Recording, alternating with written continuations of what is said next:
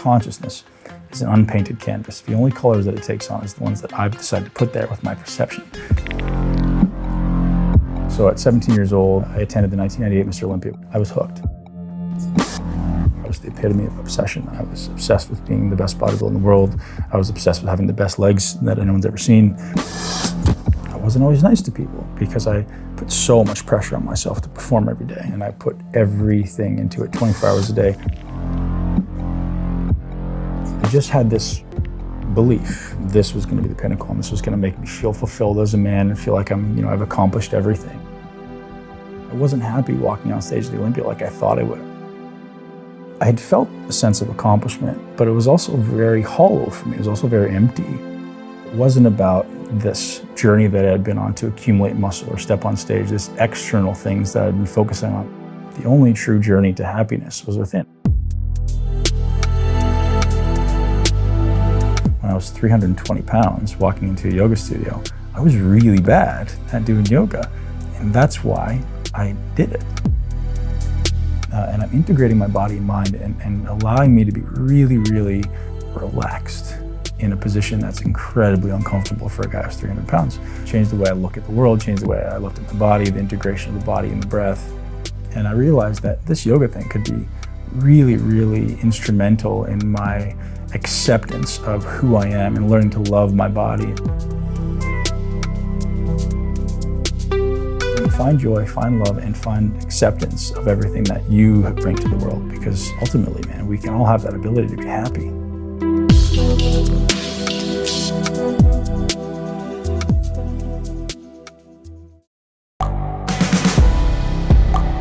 The world is changing.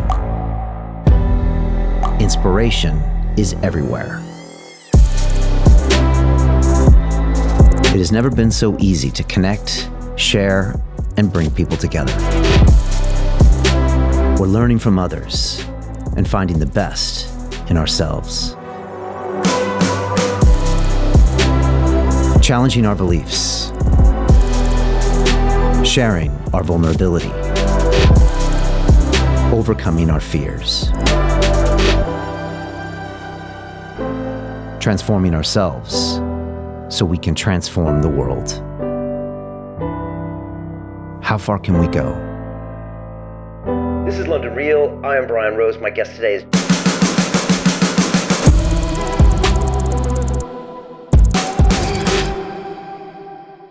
What I like about Ben Pakulski is that he's not what you think he is.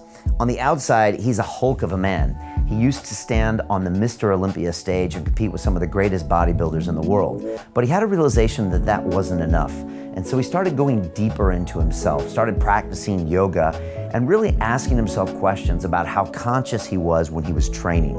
He then went into breath work and started exploring the parasympathetic and sympathetic nervous systems, and he's come out the other side a very Zen master, a peaceful guy who wants to continue to push you, but also get you to explore how you can be present with your body at all times. And I really enjoy Ben's vibe. He's an incredible guy with some incredible ideas, so pay attention and enjoy this amazing episode.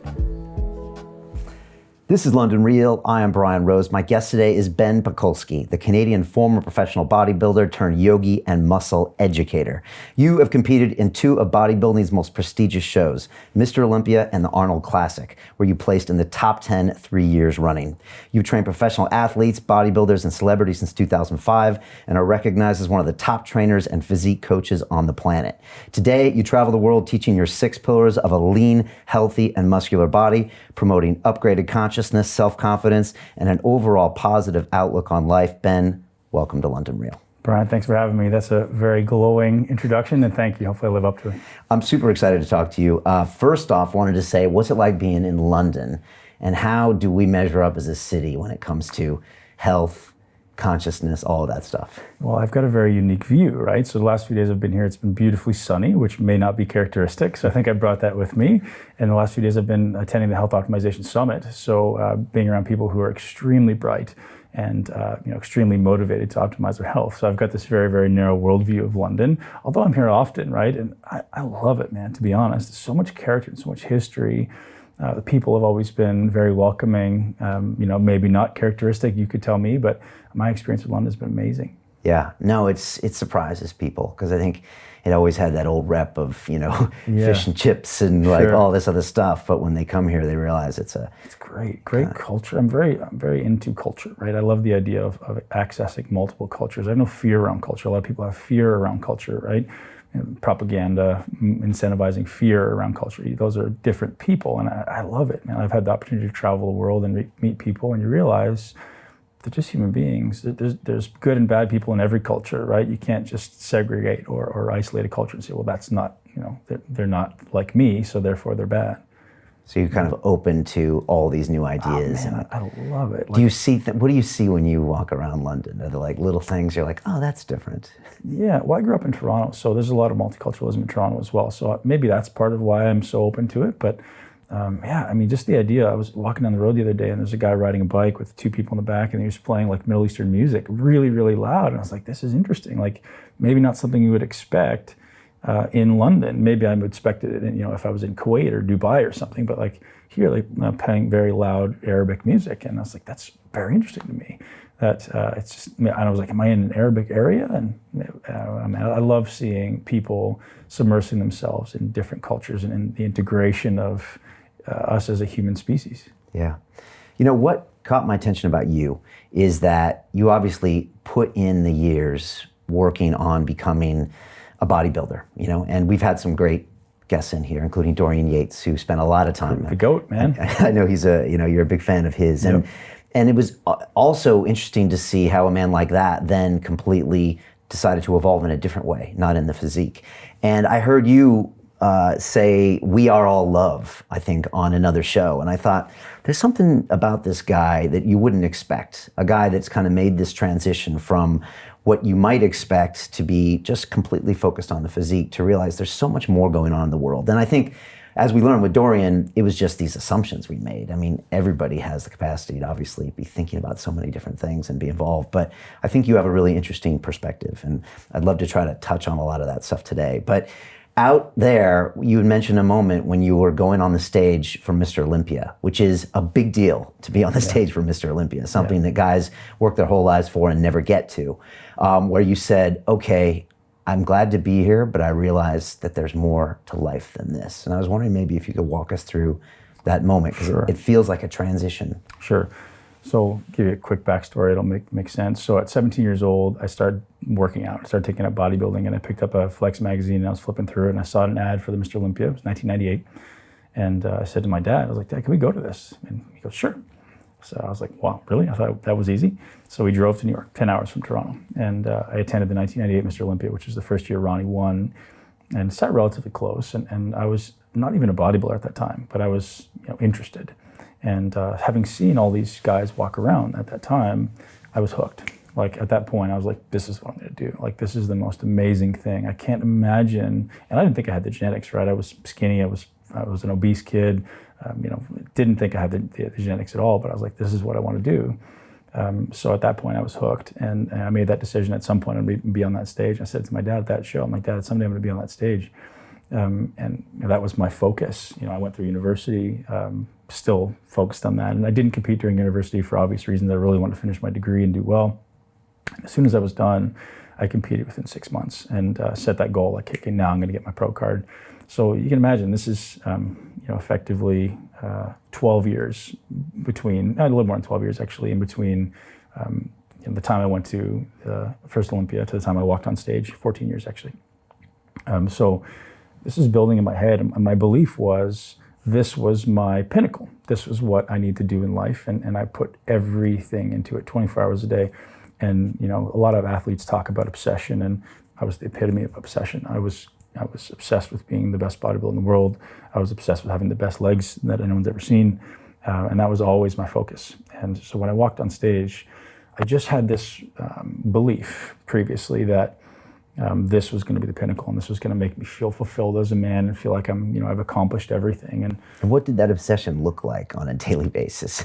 A lot of selfishness, a lot of time, a lot of focus, man. And I had a tremendous amount of struggle, right? Because I put so much pressure on myself to perform every day. I wasn't always nice to people because I put so much pressure on myself to perform every day. Like if you were getting in my way, I wasn't going to be nice to you. And, it wasn't always, like I was not a bad person per se, but I was very, very focused. And, you can ask any one of my training partners that I've had, and it's been a lot, and they'll all say like when he goes in the gym, it's time, right? And, there's points where I'd have one training partner for the first hour and one for the second hour, because I was so focused on like, I need to do this, like I need to crush this guy and then crush this guy, and then I'll have done enough. So, bringing it back around, walking on stage at that 2012 Olympia, where I feel like I'm going to be just overwhelmed with accomplishment. I had felt a sense of accomplishment, but it was also very hollow for me. It was also very empty, because I realized at that time, upon reflecting on it, that it wasn't about this journey that I had been on to accumulate muscle or step on stage, this external things that I'd been focusing on, like buying the new pair of shoes feels awesome for about 5 minutes, and then you leave the store and you're like, oh, right? And so I realized that, instead of shining the spotlight outside of myself and focusing on all these things outside of myself, the only true journey to happiness was within. I wasn't happy walking on stage at the Olympia like I thought I would. I thought I would just be the happiest man. I thought I'd be breaking down. And I certainly felt accomplished. Like I know what had gone into that, and I made sure I meditated on that. Like you put a lot into this. Like I was picturing the 17-year-old kid. I was 160 pounds when I first went to the Mr. Olympia in 1998. And I walked on stage and I was about 275. Having effectively put on 120 pounds of muscle. Like it's a lot of muscle. And I celebrated that, but at the same time I realized like this isn't where fulfillment lies for me. And a lot of people will relate to that, whether it be in sport or accumulation of money.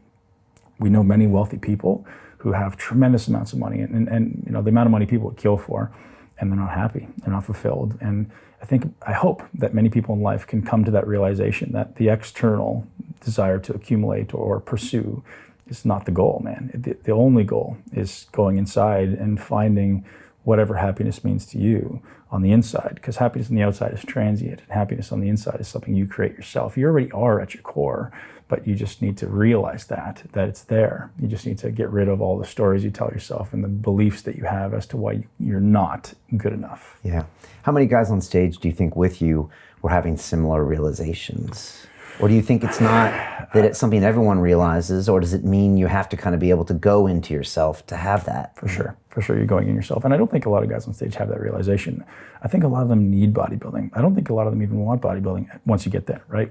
And that's not something I've talked about before. I think a lot of these guys need it as far as finance. They need it as far as that's their escape from all the pain in their life. And that's not everybody. Some people obviously have just a tremendous ability to do it, right? And they're very gifted and they love it, and that's awesome. But a very large percentage of the fitness population exercises because they need to. It's their escape, right? Some people use drugs, some people use alcohol, some people use sex, and fitness is an escape. It happens to be one that we view as healthy, but when you're using it as an escape, it's not healthy, right? It's a coping mechanism. So that was kind of a big thing for me too, leaving the muscle building scene, was like realizing that was my coping mechanism, right? I had a lot of underlying anger and anxiety and demons that were there from my childhood. That's how I coped. By pumping it out in the gym. Right. Yeah. And masking it, right? And creating this big armor. And had I not done that, chances are, like most people in my family, I would end up being an alcoholic or a drug addict or whatever, one of those things. It's very, very prevalent in my family because who knows why. But I was very blessed to find effort and find discipline. And that was kind of my badge of honor. As a kid, I associated with being lazy. It's like I thought I was a very lazy kid. I hated it. I resented myself for it.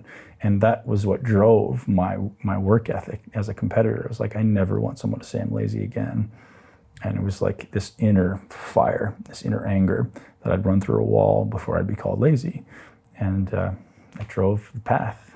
Yeah, and it got you here. So you got to kind of cherish it for that. But then it was time for you to evolve. So much gratitude for everything I've been through. Yeah, and obviously I spent some time with Dorian over the years, and we did our first documentary film with him, and it was this whole idea of telling yourself a new story and evolving. And now when Dorian goes back to the Olympias, he goes back, but he's a different guy, and he doesn't need to keep his physique up for the sake of it, and he can tell himself a new story and go on that new path, whereas some people are still trying to cling to it. And as you get older, it's really hard to cling to that identity. Well, I don't think it's hard to cling. I think people, it's appealing to cling, because that sport, and it did this to me, it almost like pulls you back in, right? Because I'm very well recognized in that sport. People often come to my facility to train with me. They want to train with me, so I get in there and I'm getting after it.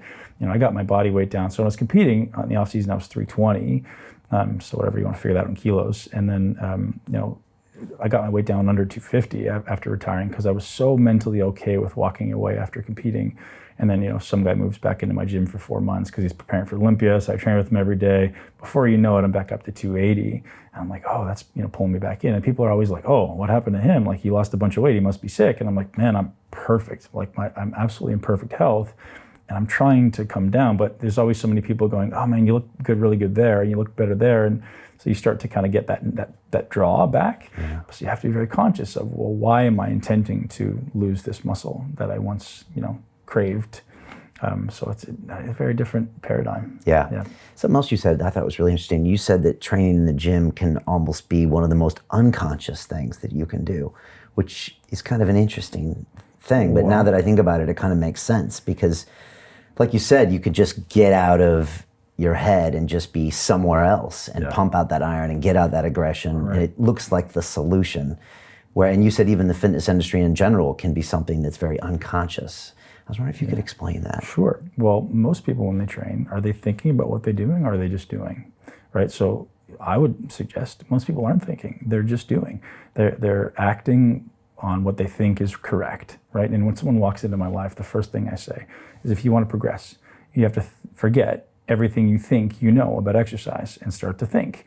And so that's really what it is most people put their hat over their eyes and their music in their ears, or they go back in and they do the same thing over and over and over again. The same crappy execution, the same exercises over and over. They have a routine, right? People like routine. It becomes easy. So your brain is burning less calories, your brain is less stress, is less mental growth. So that's what the unconscious thing is, right? In the fitness industry, I'm going to say it's unconscious because most people are trying to numb the pain. We use exercise because there's anxiety, there's fear, there's self-resentment that exists, right? We don't love ourselves. So we're trying to go to the gym because it makes me feel better, right? Life is just this sum of, do I feel bad? What can make me feel better? Even if it's 1% better, it's still a positive sum. So if I eat sugar, it makes me feel better. I develop a habit around that. If I drink alcohol, it makes me feel better. I develop a habit around that. It's just this attempt to escape that little negative feeling that we have in our body. And so for some people, it's exercise, right? And kind of the part of my conversation now is people can do that without ever having to leave their home, right? Like, create your mind before the world creates it for you. It's something that I say all the time. How do you do that, right? Well, you can do that during training. You can do that during meditation, right?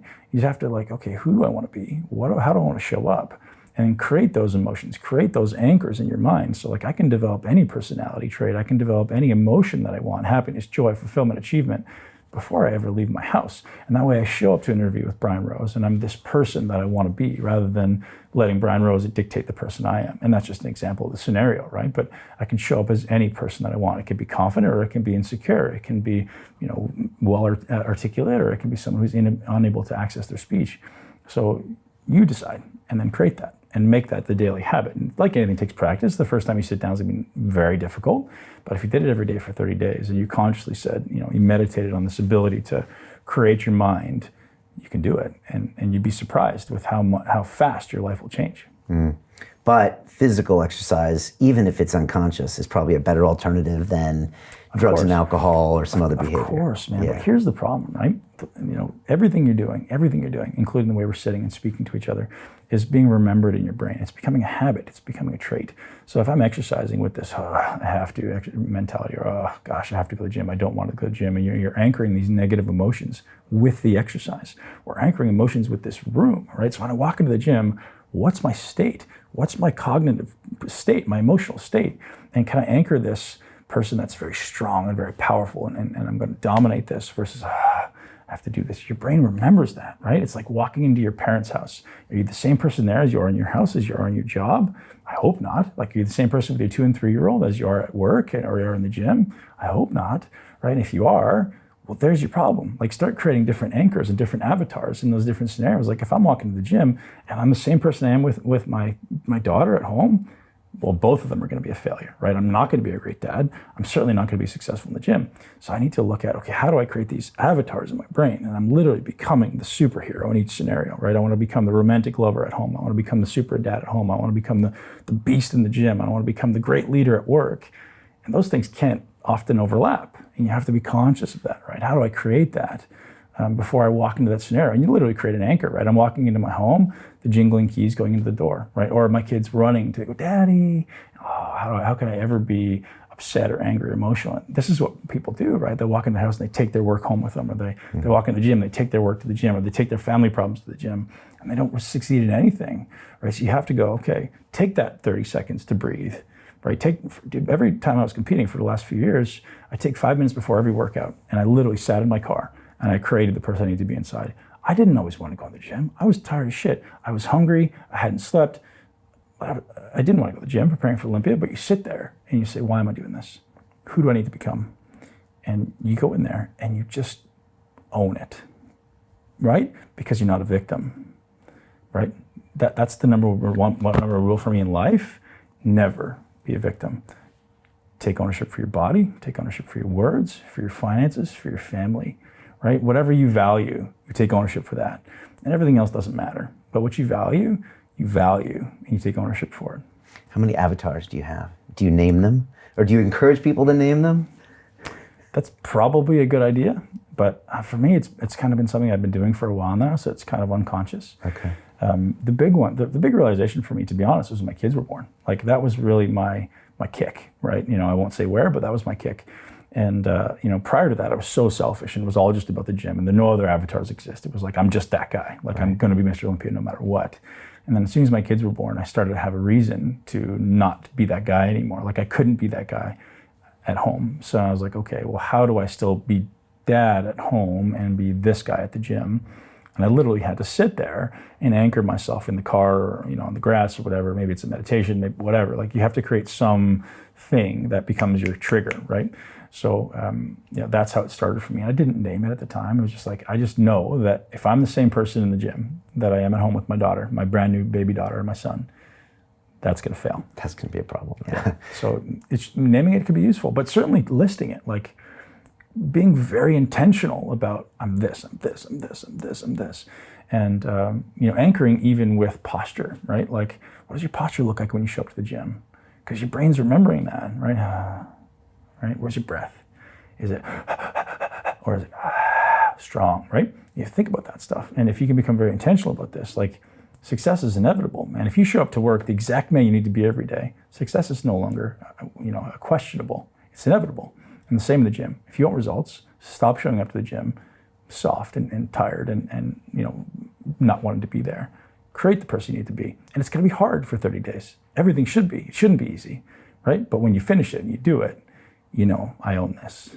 And that, self-confidence, character, right? There's something there that people are not tapping into.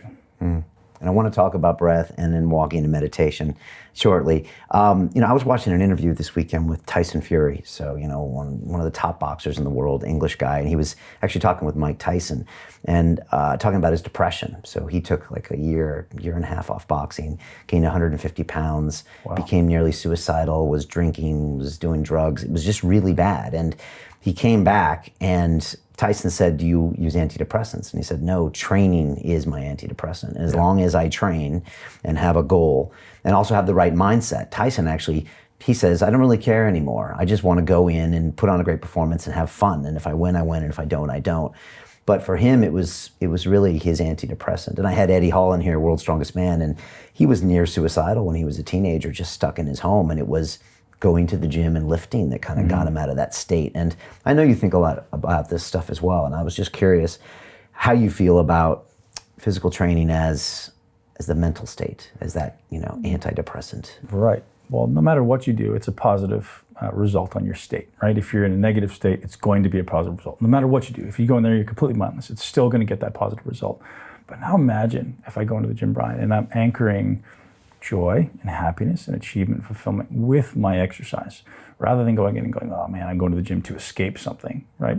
I can go in and say, I'm going to go in there and think about a time when I felt joy, a time when I felt fulfillment or achievement or happiness. And I'm going to think about that the entire time that I'm exercising. And now most people who are highly trained athletes will go, man, I have to be angry. No, you don't, right? No, you don't. positive psychology will tell, any psychology will tell you that positive emotions are going to get you a better result than negative emotions. So, and again, I presented on this in health optimization. There's so much data that suggests anchoring that state, anchoring that emotion with your exercise, with being in the gym, is the most powerful way to train your brain, because when you're exercising, your brain becomes more plastic, right? What's plastic? Neuroplasticity, the growth of new brain cells. So when I'm standing doing nothing, neuroplasticity isn't always going on, right? Your brain's just in this default resting state. But if I exercise, my muscles start releasing something called myokines, which is things like brain-derived neurotrophic factor and nerve growth factor and IGF. Most people have heard of IGF or VEGF. All these growth factors that are released into your blood, and they also go to your brain. And it makes your brain more pliable, more receptive to learning. So if I can now go in and anchor all these positive emotions while my brain is this pliable thing, now I'm anchoring it and I can accelerate that even faster than if I were just trying to create this positive emotion at home. Meditation has a very similar effect. I don't think it's as positive, and I don't know, right? This is my speculation, because if you just look at the physiology of it, the muscles are releasing these, what's called myokines, secretory enzymes, basically, that influence all the cells in the body, right? So if I get in that when I'm exercising, that I know is going to increase the plasticity of the brain, that's the best time to anchor anything, right? That's the best time to learn. That's the best time to anchor new emotions. So as soon as you're done exercising and during the exercise, you have this window where these myokines and your brain is just hyper responsive to anything you put into it. And I think that's something that people don't explore. Yes, you're going to get this positive result anyways, but imagine we could amplify that exponentially, right? Just by looking at, well, what are you thinking about when you're doing that? You know, are you dreading this next set? Are you thinking about pain being uncomfortable? Or are you thinking about pain being something that maybe leads to your goal? And that was something I was able to do toward the end of my career, was actually really take enjoyment in the discomfort, because I knew I was doing something great for myself. I knew I was taking a step closer to that objective. So rather than, most people feel pain and they think, oh, I don't want pain. Well, is pain bad? We put a definition on it as bad, but maybe it's just awareness. So if you put your hand on a stove and you get angry that you're in pain, or you get angry at yourself for doing that, why? So I say thank you, right? Well, I'm never going to do that again. So I want to say thank you, because that pain gave me an indicator that I shouldn't do that again. And the exercise is the same thing. Like maybe you, instead of saying, oh, I don't want to do that again, you say, well, I really like that. That's taking me toward my goal. And that's not an immediate shift. But again, like, do it for 30 days, see what happens. You'll have a big shift in your psychology. It's so strange. Like if you go to like any normal mainstream gym, that's the last thing that anyone there is trying to teach you to think about. Fitness is so new, right? Yeah. And this is what people don't realize. Like muscle building is so new. The whole gym industry, like 30 years, 40 years, right? Like it's a very new industry. So all this stuff is just being discovered. People have defaulted to this particular way of approaching it because of what has come before them, right? But it's not the way it's meant to be, man. Like most people, the fitness industry as it exists now is completely formed around the bodybuilders of the 80s and 90s, right? Yeah. Everybody saw those guys that, well, they trained this way, therefore I should, right? Why? One, you're not built like them, right? Two, your emotions aren't the same as theirs. They trained angry because that's what worked for them. And maybe if you ask them now, they'd be like, oh man, I wish I didn't do that, right? But that's what we think we have to do, right? So which is very different than athletics. And a lot of the fitness industry is formed around athletics or formed around powerlifting. People think like, oh, you get angry. Maybe, like if I'm trying to lift something once, maybe anger helps because I'm getting this huge amount of sympathetic arousal. I'm getting this huge spike of epinephrine because I'm pissed off. That's great for one lift. That's going to help you lift more weight. It's going to help you lift that car off your child, but it's not going to help you improve your fitness. If anything, it's going to make it worse. So it's not going to help you improve your health, right? So it's a different paradigm that needs to be separated. I'm not trying to do something once. I'm not trying to create a huge amount of stress. I'm trying to create a body and a brain that are integrated and that I love. Yeah. Yeah, so I started lifting, I think in 2004 or something when I came to London. And in the last 5 years, I stopped bench pressing, I stopped back squatting, I stopped doing all these things that I did for so long. I don't even know why I did them, because everybody else was doing them. Like you said, it was a carryover from the bodybuilding industry. Yep. And it was the eat all your protein and do all this stuff. And then I met a guy named IDO Portal, who's a movement guy who, he's amazing. I did a seminar with him and I came in the gym the next day and I'm like, why am I doing this? And I had a big, strong personal trainer who, I think wanted to compete at some point. And I'm like, why am I bench pressing. And he was like, what do you mean? Why are you asking me that question? I was like, I don't know why I'm doing this. And I started doing lizard walks on the ground. And IDO once said, if you haven't been kicked out of your gym yet, you're doing something wrong. Right. And so now I'm doing break dancing and hand balancing and all this stuff that incorporates it into my brain. And it's a skill and it's fun. And I've just pared down a lot of those old lifts, and I'm learning. And I see what you're talking about. Yeah.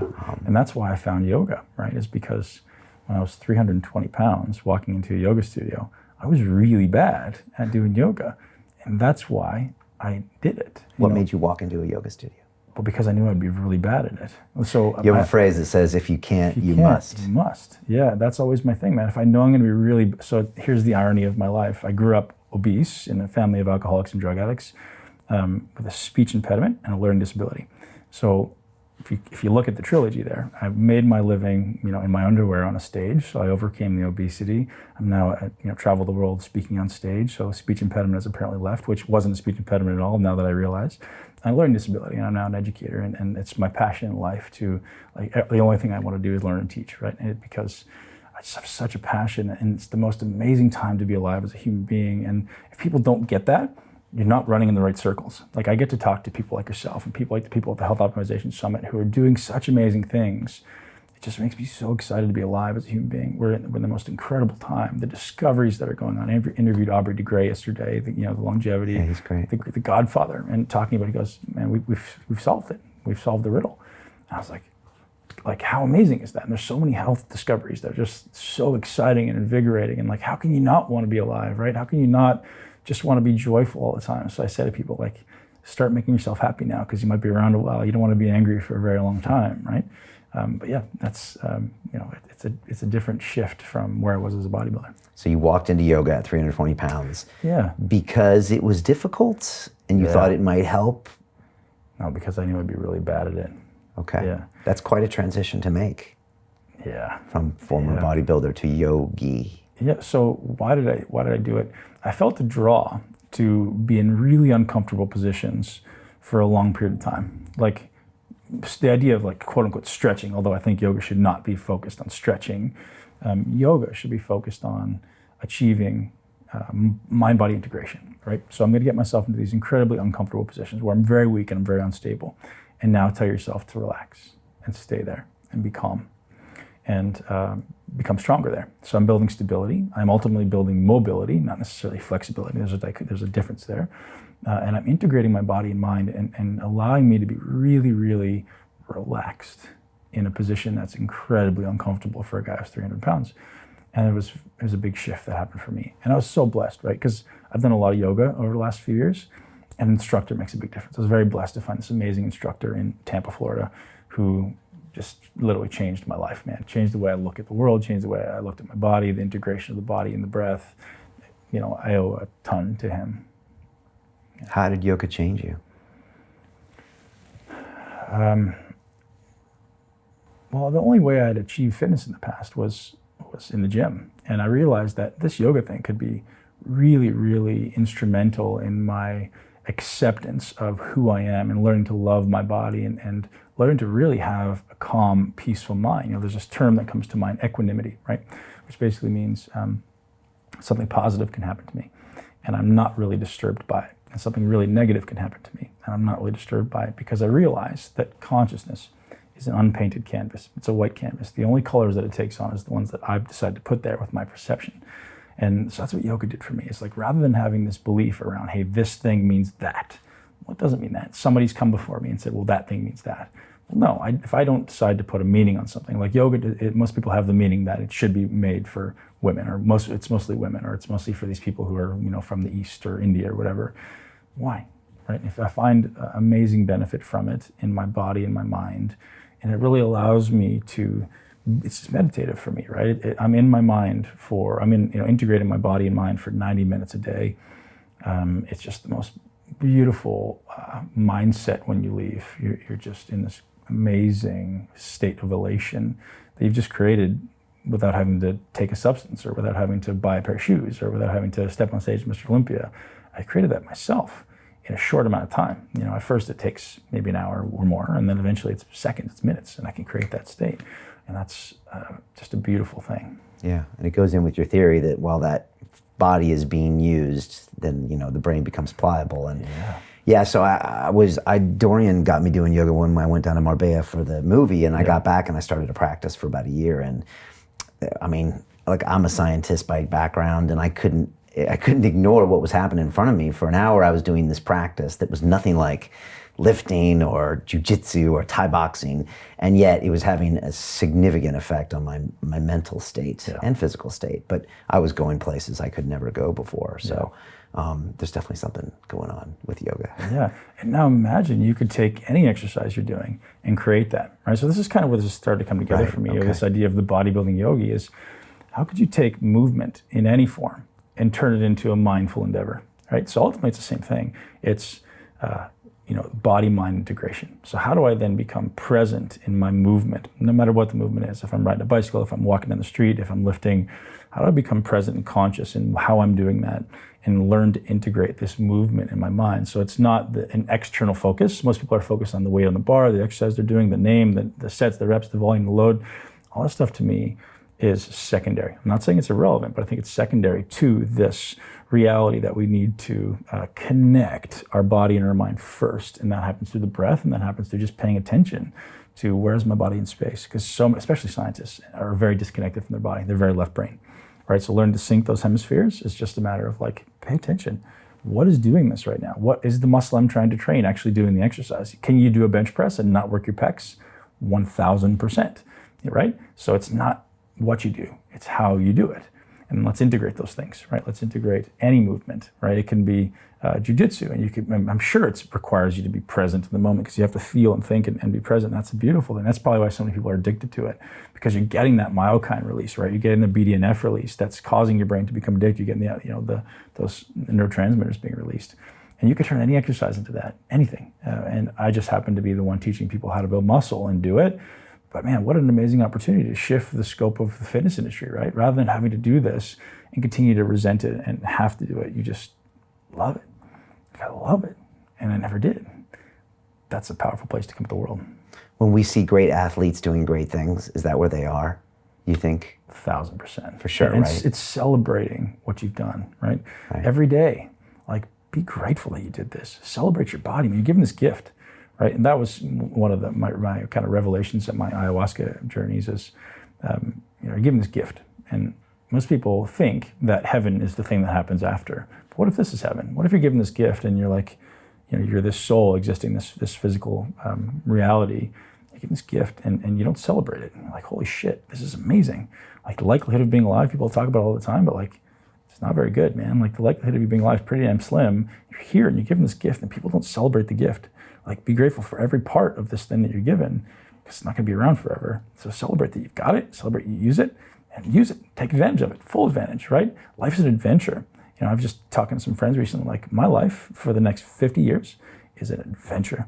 I'm not sitting in a box like everybody else is living it, man. Forget that. I don't want to live in a box that society has created and like, hey, this is where you have to live and you have to have these particular things if you want to be called successful. That's the box that someone has created before you that says you need to live in that. Forget that shit. Go find what brings you bliss, man. Find what brings you joy, whatever it is for you. And if someone doesn't like it, who fucking cares, right? Who cares? Right? It's not their business. It's yours. Find joy, find love, and find acceptance of everything that you bring to the world, because ultimately, man, we can all have that ability to be happy. Yeah, and I'm thinking about like that Olympic athlete we watch, or that fighter that we see, or that dancer. They're at a wonderful state within themselves and their physicality at the same time. And I think when we see that, we feel it too. There's a lot of people that talk about that. When the Olympic champion. Yeah, when you see something happening, they're actually reminding you that that's inside of you. And that's something maybe we don't talk about, or it's subcommunicated, which is why we're like, oh wow, how beautiful that is. When we watch somebody else do it, we absolutely feel it, right? That's when our favorite sports team win. That's why we want to watch. That's why people become addicted to sport, because now they're used to living their life here, and now sport brings them here. Oh, now I want to have to watch my favorite sports team. I'm addicted to my favorite sports team, because that's my only place, or one of the only places, where I get a sense of belonging, a sense of elevated emotions, right? Most people, but they don't realize you can produce that yourself, man. You produce it in your living room at home. You can produce it in your bedroom. You can produce it walking down the street. You can do all that stuff if you just spend a little bit of time learning it, right? How long did you spend learning to write? Well, as long as it took. How long did you learn spending to to read, as long as it took, or speak, right? As long as it took. So if I could learn to create emotions at will, why am I going to let something outside of me create these emotions when I can do it myself? And all these opportunities sit in front of you. It's just a matter of creating that 10-minute practice every day, right? And integrating that into your meditation or into your exercise. If you're already doing it anyways, why not make it better? I want to go back to that phrase, if I can't, I must. Talk to me more about that. Man, it drove my life. And I remember driving my life as young as 7 years old, right? There's things that I was really bad at that I didn't like. I didn't like to not be able to do something. You know, the one phrase that rings in my mind, and I hope everyone understands this phrase, if anyone in the world can do it, so can you. And if people can get that, I hope to give that to my kids. Like, if you want to be an astronaut, why wouldn't you? If you want to be the president of the United States, why wouldn't you? Like, you can. You just have to figure out what it's going to take to get there and do it. Take a step every day. And so that paradigm was in my brain maybe when I was young. I don't exactly remember, but this idea of no matter what it is, it may just take time and a particular skill set, but if you want to run a multi-$100 million business, find someone who's doing it and get them to mentor you, or find 10 people that are doing it and learn little things from them, right? It's all there. It's all been done before, right? So that was kind of where my paradigm came around. If you can't, you must. You know, when I was 15 years old, starting into my exercise journey, I remember sitting on the couch and not wanting to go to the gym, and it flipped in my brain. I was like, the harder this is, the stronger I become. So the more I feel this pull to stay home, the more I go. I was 15 years old and it was freezing cold in Canada, you know, grew up in Toronto, and I go out running at 5 a.m, and people go, why do you do that? Because it sucks. And that was always my belief. I was like, because I hate it. And I would go often until I just threw up or until my lungs burnt. And maybe that was the inner contempt that I felt. But it was also like, I know that I don't want to do this. Nothing about me wants to do this. So I do it, right? And that may be what allowed me to build that mentality to overcome all of those obstacles that occurred during my bodybuilding career, right? And man, there was endless obstacles. There was a lot of deterrence. There was a lot of negative mindset. People think I'm just naturally a mentally strong guy, but like, oh man, I had more struggles than anybody, and that's why I succeeded, right? Because I used those struggles and I looked at them, and rather than saying, oh, I can't do it, I go, all right, I don't know if I'm gonna come out on the other side, but I'm gonna do it. I'm gonna try, right? It's just like seeing it as an opportunity for progress. Your greatest obstacle is your greatest opportunity for growth and progress. And if I can switch that mindset rather than, oh, that's an obstacle, I don't wanna go over there, take the first step and then run full speed. And that's the greatest opportunity for progress. When you see the easy road over there, man, let everybody else go that way. Let them all go that way, and you go over there, right? And again, why did I build big legs? Or some people say some of the best legs in all time, because nobody else did it. You know, I have so much respect for the guys who build the amount of muscle I did, because it's not easy, man. It's not. You get it. Like, it's not easy, and the amount of struggle I went through, and like I had such an obsession because I sucked at it. You know, it's funny that, you know, I was told I'd never be a professional bodybuilder because I had small legs and narrow shoulders. And if you ever want to look at a picture of my bodybuilding career, I had the biggest legs on stage by far and the widest shoulders by far, because somebody said that to me and I was like, okay, thank you. Like, right? I'm not going to get mad at you. I'm not going to take it in and go, oh, I don't. He was mean to me. Thank you. Fuel. Yeah, no means not yet. And there's a great book called The Obstacle is the Way by Ryan Holiday. Ryan Holiday, I love it. I've had him on a couple of times. And yeah, it's a great, I always go back to that a lot and just think that's, you know, sometimes you're like, why am I doing this? And then it's like, oh yeah, that's why. It's a good thing to meditate on. Yes. You spoke at the conference this weekend and you said 3 things you want to talk about.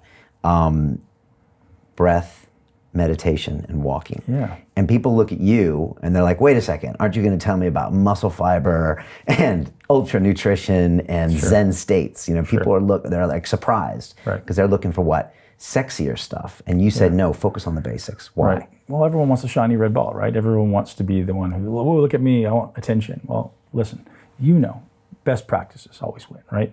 What is best practice in business? What is best practice in everything? Well, in even nutrition, like, simple always wins. People are always trying to complicate it. So what's the simple foundation of human optimization? Human, no matter man, woman, doesn't matter. What's the foundation? Breathe, walk, meditate.